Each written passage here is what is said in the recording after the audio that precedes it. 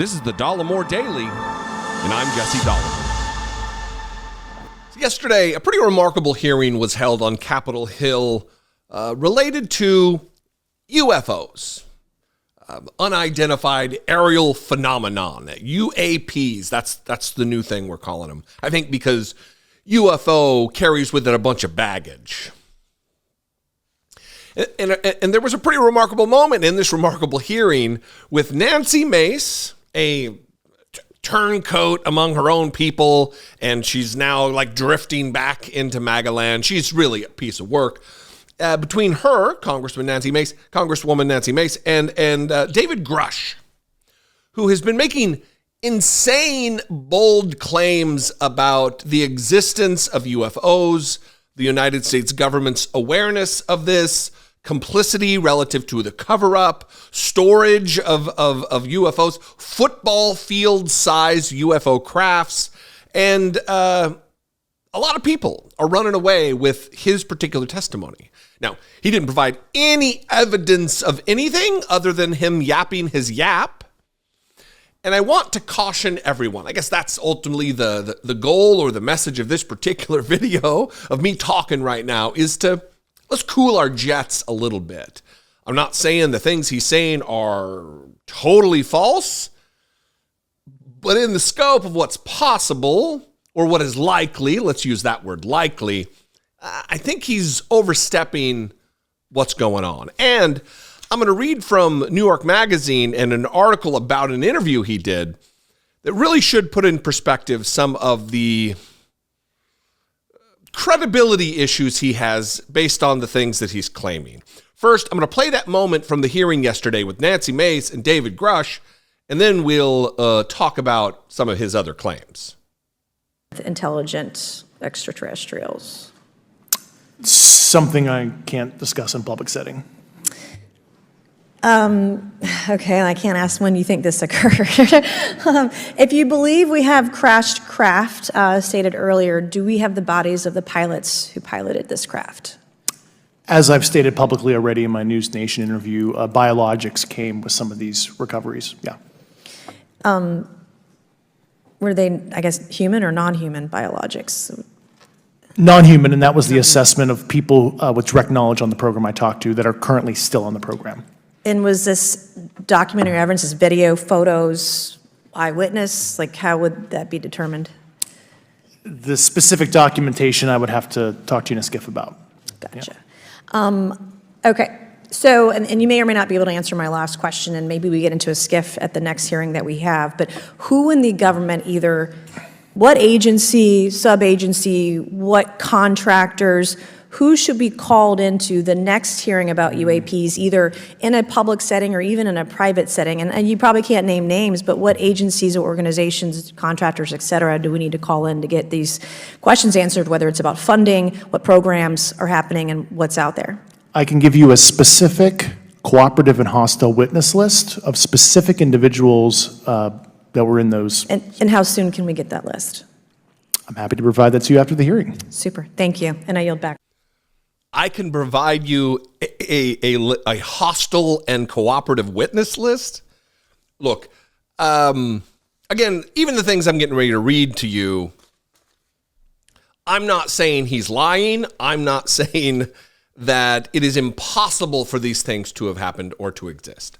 I'm just saying the likelihood, based on his past claims, he doesn't seem credible to me. First of all, he didn't say anything there that was any evidence whatsoever. And then even the things that some people are considering evidence, he didn't witness firsthand. He's giving information based on things that have been told to him by people who claim they've seen it or from people who claim they've spoken to people who have seen it. So this is not just secondhand. This could be third and fourth hand information. More importantly and more alarmingly is some of the information that he gave in this News Nation interview. Check this headline out from New York Magazine. The UFO whistleblower is back with more crazy claims.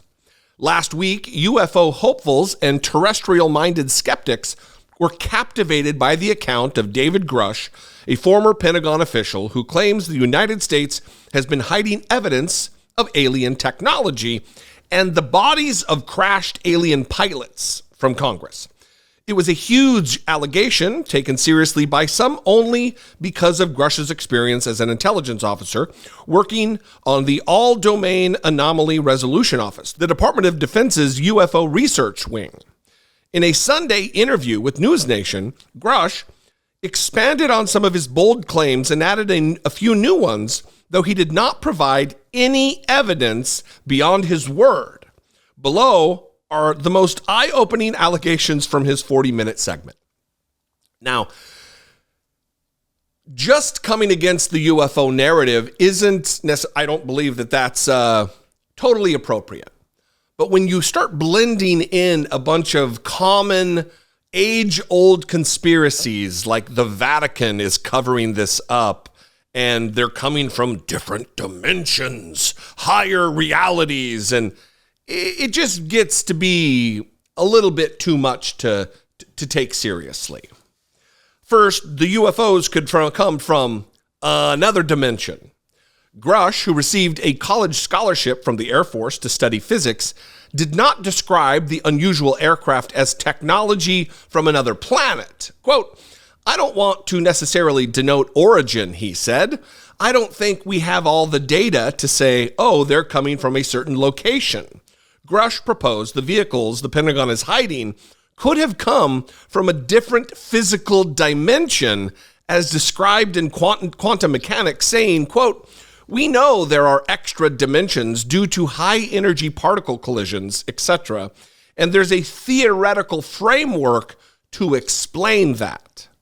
It could be that this is not necessarily extraterrestrial, and actually that it's coming from a higher dimensional physical space that might be co-located right here, he said. All right. In the interview, Grusch reiterated that he has not personally seen the evidence of non-human technology.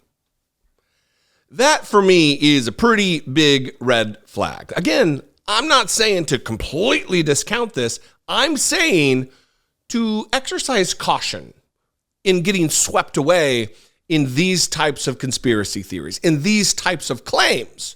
We won't even malign them by calling them conspiracy theories. That is until we get to the people are being killed and Vatican portion of this. And here we are, the Vatican portion of this. The Vatican was in on a UFO cover-up.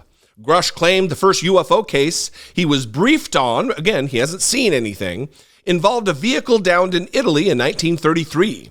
The Mussolini government had allegedly kept it in storage until near the end of World War II.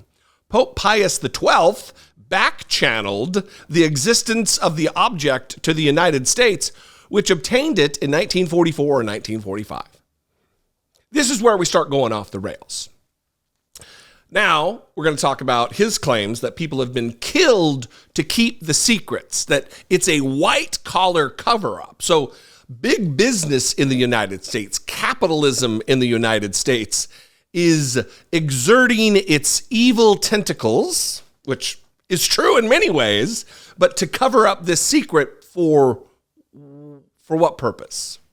Although Grusch claimed he couldn't disclose whether UFOs have ever harmed anyone because it would reveal certain U.S. classified operations, he said people briefed on the matter told him there have been, quote, malevolent events in which humans were hurt.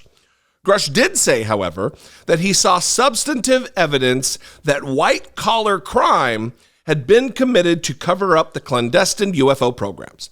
He claimed officials he interviewed have described killings done over the years in order to hide the operations.